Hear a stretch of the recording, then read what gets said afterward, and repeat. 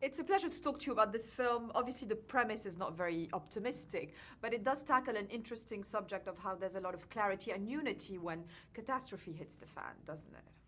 Yeah, I think that's the heart of this story is the triumphant nature of human beings, the survival instinct in us, and how powerful it is.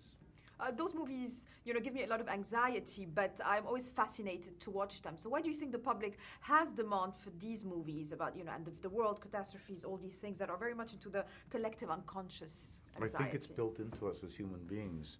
That's why we're compelled to watch these things, to understand them, and to try to survive them. It's part of our instinct, and it's part of the success, I think, of this genre and this world. Um, we want to know how and what if and why and what would we do. Those are big questions for humans. Absolutely. There's also the entertainment factor, the visual effects, the things that surround a movie like that. They think that maybe actors are not very interested in visual effects. I think it's the contrary. If I were an actor, I would be fascinated to see what they build around the performance. Yes, unfortunately, it doesn't exist when you're in the midst of the performance, so that's the problem. Mostly all you see is a big green screen and a bunch of tennis balls flying around, and you have no idea what's going on. So you have to imagine it. But it's always fascinating to see the finished film. No, absolutely. How much does the company you keep influence your choices for films? Obviously, directors are important, but actors around, young actresses like Chloe, who just give so much heart to her performances. Yeah, leads are very difficult, and because I think for the most part the interesting parts are the secondary roles, but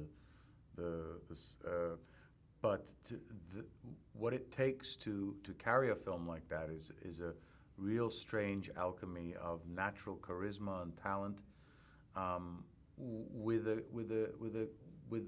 the kind of person who you want to follow on a journey, and Chloe, she really has that in spades.